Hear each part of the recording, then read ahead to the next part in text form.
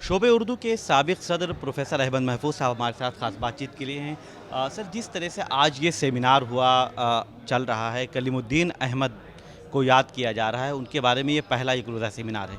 इससे research scholars को, तलबा को किस हद तक फ़ायदा होने वाला है? देखिए, मैं समझता हूँ कि कलीमुद्दीन अहमद पर ये जो सेमिनार हो रहा है वो इस लिहाज से बहुत ही मुफीद, बहुत कारआमद है और बहुत बामानी है, क्योंकि कलीमुद्दीन अहमद हमारी उर्दू तनकीद, उर्दू अदब, बल्कि उर्दू दुनिया की उन शख्सियात में हैं, गैर मामूली शख्सियात में हैं, जिनको याद किया जाना मैं समझता हूँ कि हर ज़माने में बहुत ज़रूरी है।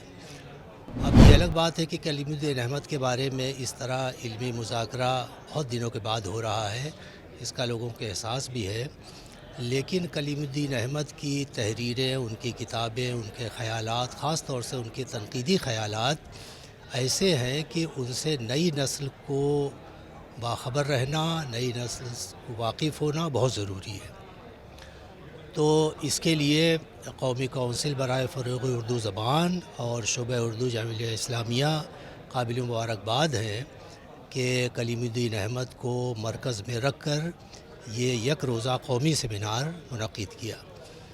और मैं समझता हूँ कि रिसर्च स्कॉलर्स के लिए तो ये सेमिनार और भी मुफीद है, क्योंकि देखिए, होता ये है कि उर्दू अदब, उर्दू शायरी, उर्दू तनक़ीद के बारे में कलीमुद्दीन अहमद की किताबें या दूसरे नक़ादों की किताबें तो लोग पढ़ते रहते हैं, लेकिन यह है कि जब इस तरह का इल्मी मुज़ाकरा मुनक़िद होता है तो बहुत सी बातें भी ऐसे सामने आती हैं कि जिनका आम तौर से किताबों में ज़िक्र नहीं होता।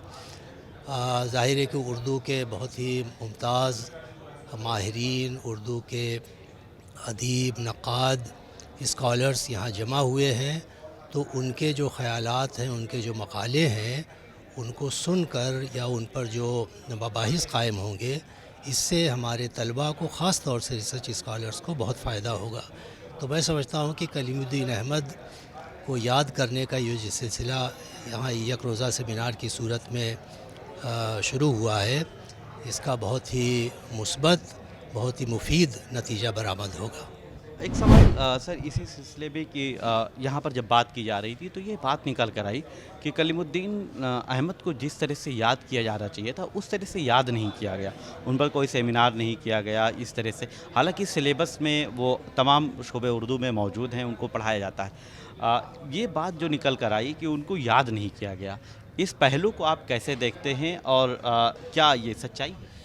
देखिए, ये बात तो सही है कि कलीमुद्दीन अहमद उर्दू तनक़ीद की दुनिया में, ख़ास तौर से कलीमुद्दीन अहमद के जो ख़िदमात हैं, अब ये बात अलग है कि कलीमुद्दीन अहमद की बहुत सी बातें ऐसी हैं कि जिनसे लोगों ने इख्तिलाफ़ किया है और शदीद इख्तिलाफ़ किया है। लेकिन उन्होंने जो कुछ भी अपनी किताबों में बयान किया है, जो कुछ लिखा है, वो ऐसा ज़रूर है कि उसे नज़रअंदाज नहीं किया जा सकता। हम उससे इख्तिलाफ़ कर सकते हैं, उन पर भी एतराज़ हम कर सकते हैं, और ये बहरहाल हकीकत है कि कलीम साहब पर जिस तरह की गुफ्तगू होनी चाहिए थी या जितनी तवातुर के साथ गुफ्तगू होनी चाहिए थी, वैसी नहीं हुई।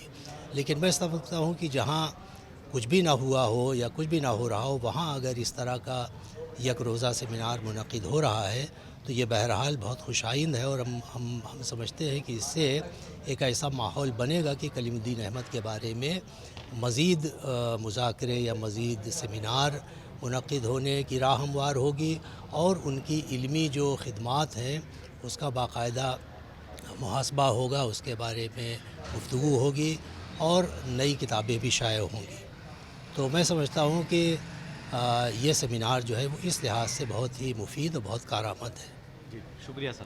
तो प्रोफेसर अहमद महफूज साहब का कहना है कि कलीमुद्दीन अहमद से हम इख्तलाफ़ कर सकते हैं, उनकी शख्सियत से, उनकी तहरीरों से इख्तलाफ़ कर सकते हैं, लेकिन वो उर्दू स्कॉलर्स के लिए, उर्दू तलबा के लिए बहुत अहम हैं।